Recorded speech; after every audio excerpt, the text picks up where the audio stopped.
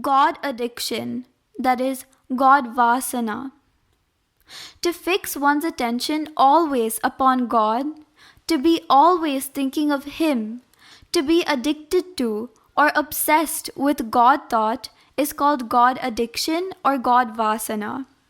It is not addiction to drugs, alcohol, tobacco, etc. Addiction to these things results in self-ruination, self-destruction, whereas God addiction results in self-elevation, self or God realization. It is indeed extremely rare that one gets a passionate desire or craving to go to a Sadguru, to his mutt or ashrama and stay stuck with the Guru.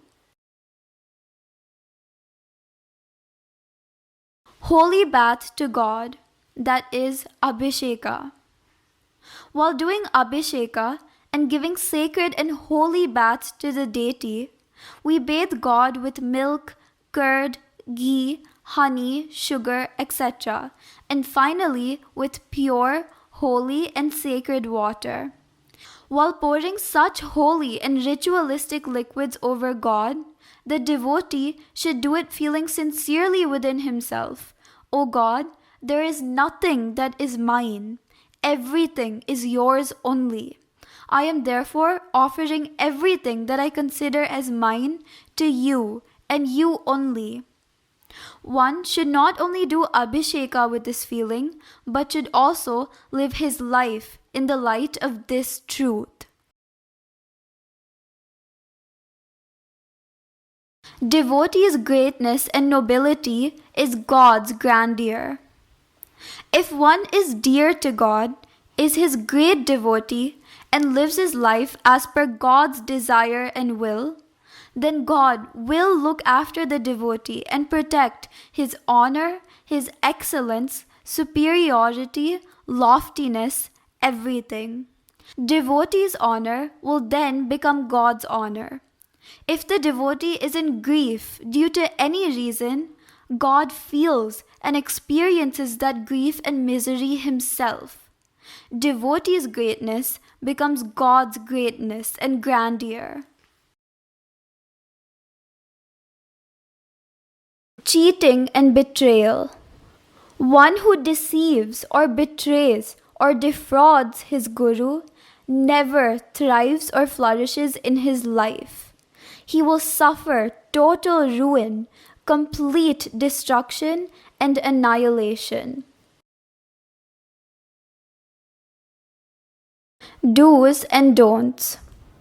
Pure and impure, sacred and profane, auspicious and inauspicious moments, muhurtas, meaning hours, days that are days of the week and lunar days, stars, etc., are all man-made. They have no other sanction except blind belief and faith. People go to any extent and take enormous pains and suffer extreme hardship and even penury to strictly follow and adhere to these things.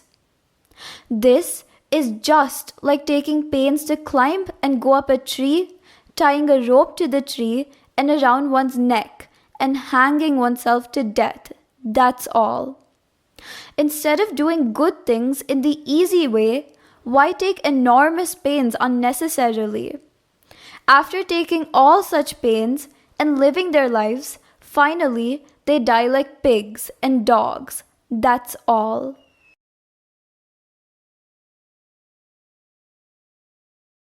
How should we live our lives? In whatever way or condition God keeps us, whatever events, incidents, and circumstances He makes us go through, we should accept all these as His grace and compassion. Remaining always in peace and contentment, we should do our duties. It is on account of God's grace and compassion only all creation, sustenance, and dissolution are taking place in the world. Whatever we encounter or come across in life, we should always feel that they are all happening only according to His will. Whatever part He has allotted to us in this drama of life, we should act to the best of our ability. As daughter-in-law to mother-in-law, as wife to the husband, as mother to our children, we should discharge all our duties sincerely and efficiently. Even while doing all our duties, we should be aware of the truth that nothing is actually ours, that nothing actually belongs to us, and remain absolutely unattached. We should efficiently discharge our duties with witness consciousness. We should not develop strong attachments and suffer unnecessarily. We should always be remembering God and doing Nama Japa. If we are always aware of the truth that God will be observing all our actions always, we will never commit mistakes or do wrong things. If we remain firm in our conviction that all things always happen only according to God's will, we will totally stop worrying about anything unnecessarily. We should first of all know beyond all doubts that beginning with what we eat or drink and when, every event occurring every day always happens only according to God's will. Whatever we get to eat every day, we should accept it as God's grace and should never make a fuss about it and go out of the way to procure the things we want to eat. Once we become God's devotees, it is our primary duty to remember Him always without a break. Whatever we may be doing throughout the day, His Nama Japa should also be going on along with our job on hand. You may be anywhere, transacting any business with whomsoever you want. God will begin testing you through them if He so wishes. You may feel that you are talking with your doctor or you are discussing something with your engineer, but God is all-knowing and all-powerful. He may make anybody talk anything or anyone do anything. You should be aware of this truth always. You should know His greatness and preeminence and His sway over everyone and everything. You should go on remembering Him always. You should know that saints and Mahatmas speak out of their own personal experience, and therefore their words carry lot of weight and are of supreme importance. Their words have enormous hidden powers to transform the hearers. They penetrate deep into the hearts of the hearers and startle them by their enormous swaying power. Their words put wayward people on the road of spirituality and holiness. Devotees should speak very little, and wherever they are, we should discharge our duties sincerely and efficiently, and attend to our spiritual disciplines unfailingly.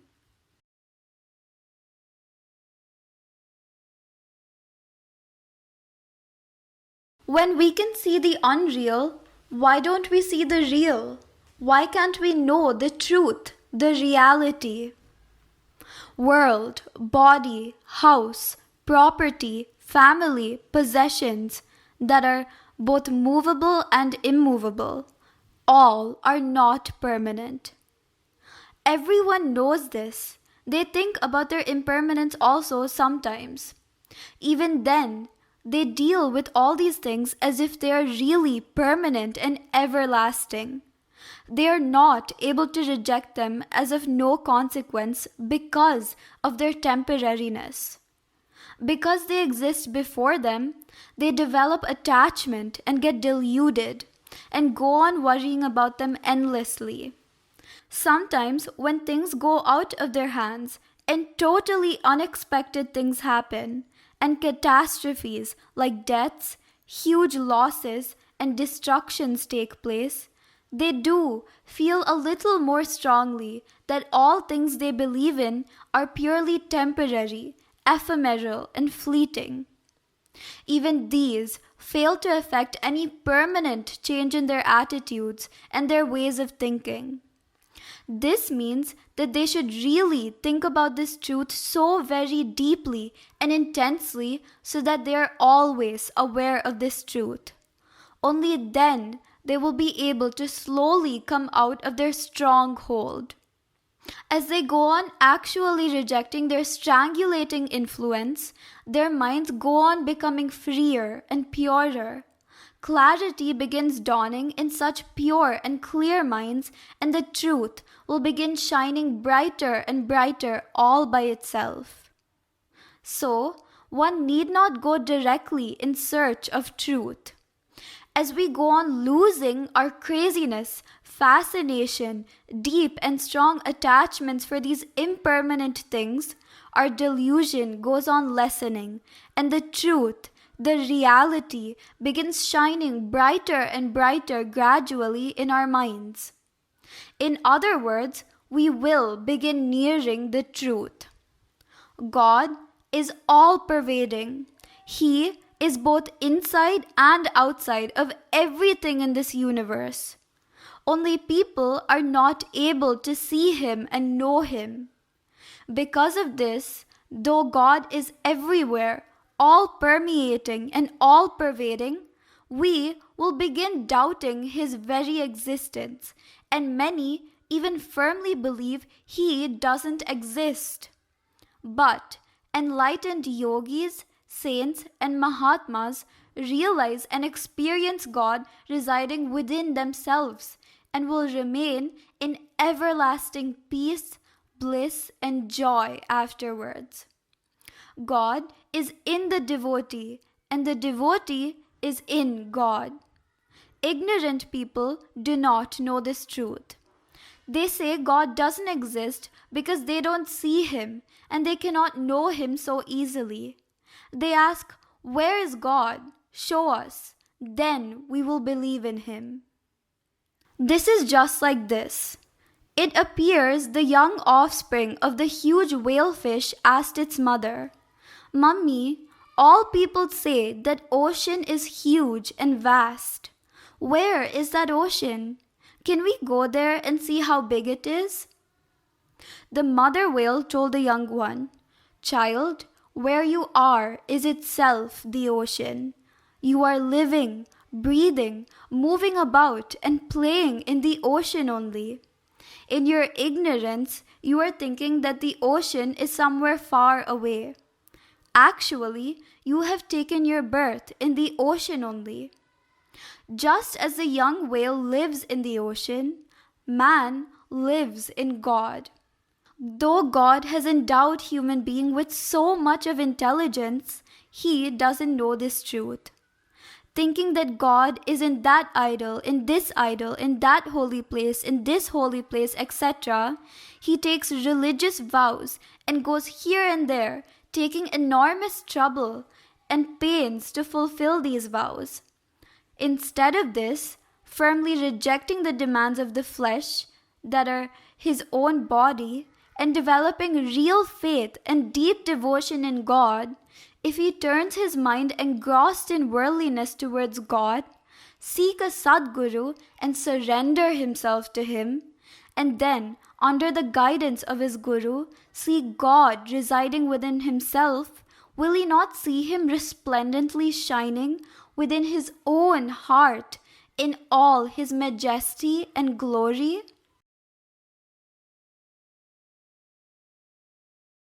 How to make a weak and diseased mind strong and healthy? O Lord, lead me from falsehood to truth, from darkness to light, and from death to immortality. Brihadaranyaka Upanishad. Even if you teach and explain the meaning and significance of this beautiful Upanishadic prayer, even if you teach any number of such prayers and explain in detail the wonders of spirituality in a most enchanting manner, nothing penetrates into the mind and heart of a man. Why is this so? It is not his fault. He has no personal experience of spirituality. Nor does he know the significance, the beauty, and the grandeur of spirituality. All the same, he listens with real interest if you explain to him how the way he is doing things, the profession or trade he is engaged in for his living, and the way he is living his life are not at all conducive to give anyone the happiness and the mental peace and relaxation he aspires for. He more or less completely agrees with your analysis of the situation also. But he is unable to bring about any substantial or significant change in his way of thinking or in his way of living. Why is this so? The real reason, I feel, is only this. He has lived any number of lives and has accumulated lot of inherited tendencies. In all his lives, he had always kept himself engrossed in worldly comforts and bodily pleasures and enjoyments. As a result, his mind has become thoroughly exhausted and weak. It has lost the capacity to think deeply and boldly and take independent and inconvenient decisions that go against its general pattern of thinking and execute them with determination and tenacity. This can perhaps be illustrated by giving an example.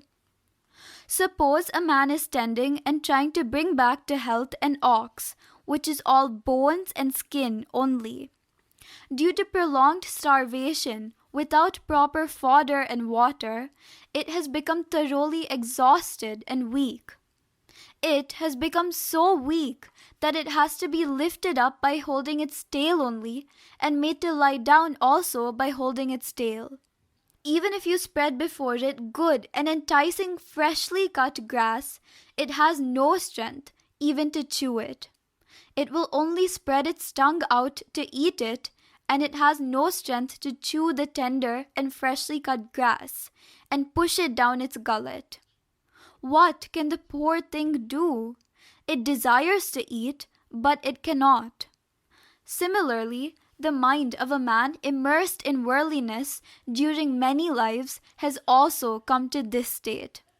Our efforts to push down his ears noble and highly enriching spiritual thoughts is just like spreading the freshly cut, good green grass before our poor ox and trying to force it down its throat. He has lost the capacity and the ability either to receive our profound and ennobling thoughts or to understand and assimilate their meaning and significance. Now, in contrast, take the case of a Basava bull, that is, a bull dedicated to the village god and left free to roam about as it likes in the village. It is so strong, sturdy, and aggressive. It can eat anything and digest it. If it sees somebody carrying something it likes to eat, it forcibly snatches it. It eats and fills its stomach and sleeps and enjoys chewing the cud leisurely. It has strong digestive power. A person with a strong mind capable of listening intently to profound and ennobling spiritual thoughts, thinking and ruminating over them with discretion and sharp intelligence, will come to right decisions and implement them in his actual life. The ability of this person can be compared to the strong digestive power of our Basava bull. To possess such a strong and sensitive mind, one must give up all worldly desires and rise above them. He should see the worthlessness of all worldly desires and the enervative, enfeebling, and corrosive power of all worldly pursuits and reject them outright. Only such a mind can take to spirituality, flourish, and become victorious and triumphant.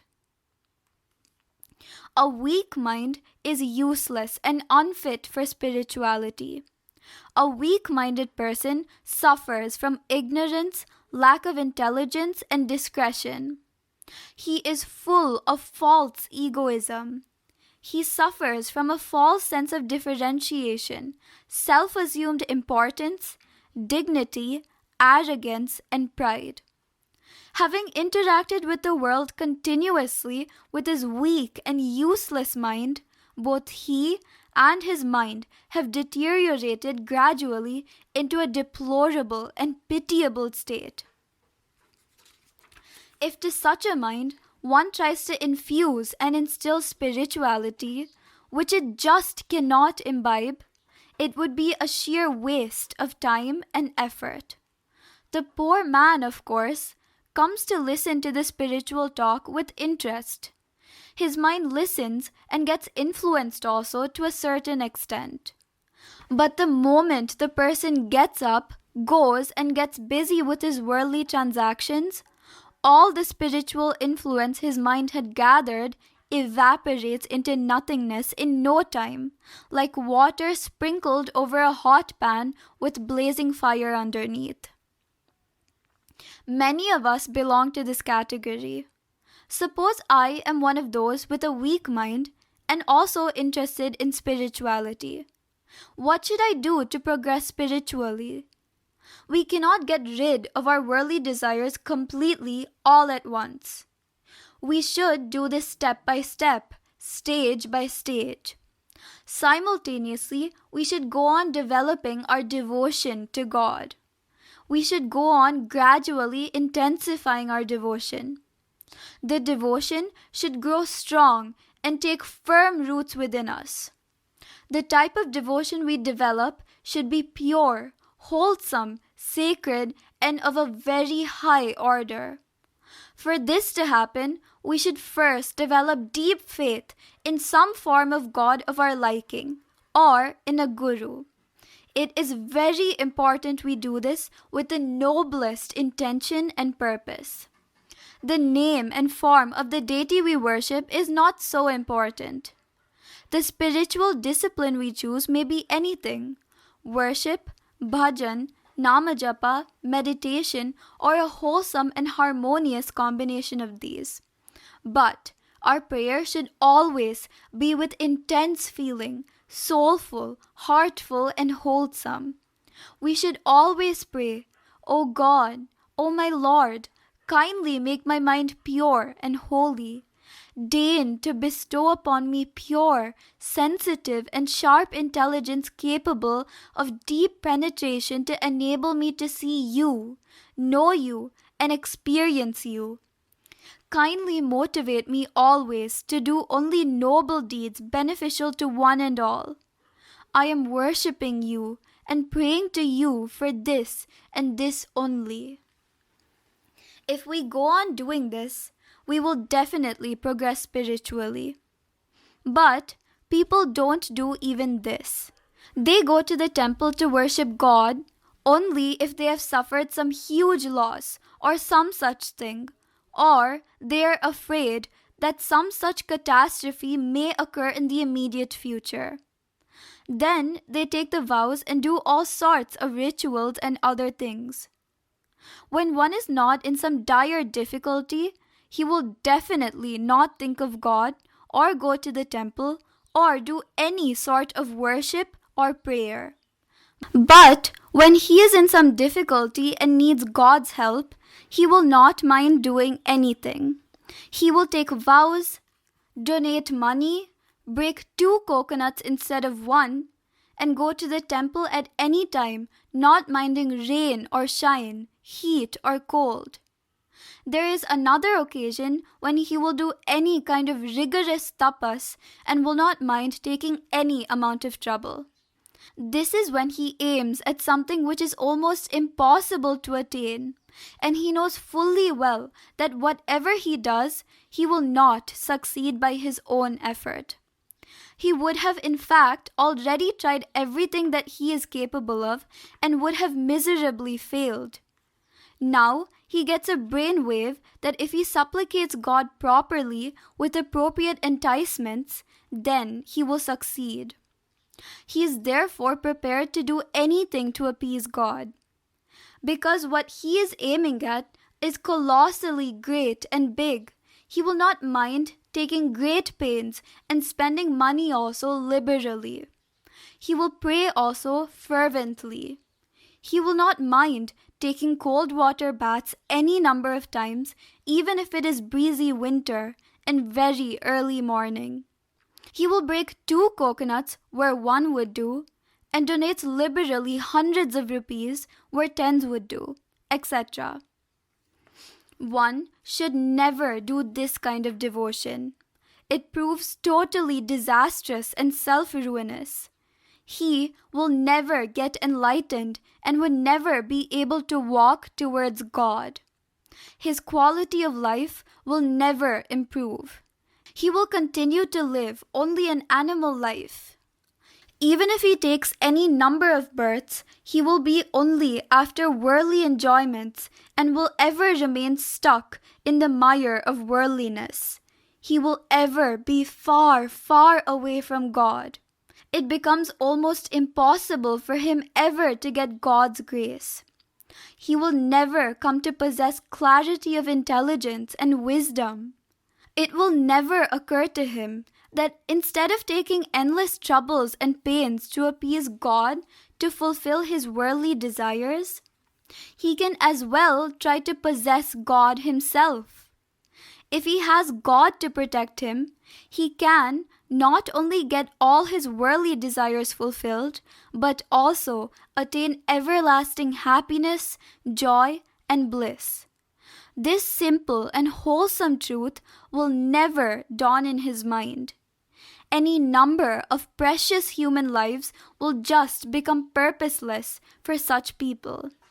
That is why wise people always tell that if one does devotion to God, he should do the proper kind of devotion. Our devotion to God should always be pure and noble. After all, it is only a pure and bright mind that can think properly and accomplish anything worthwhile. So, one should always fervently pray to God to grant him a pure, sound, and healthy mind and with good intelligence. It is enough if he does this much. And he should do this with faith and sincerity. Once a man's mind and intelligence become pure and bright, wisdom and good sense will dawn in it, and he naturally attains fulfillment and liberation.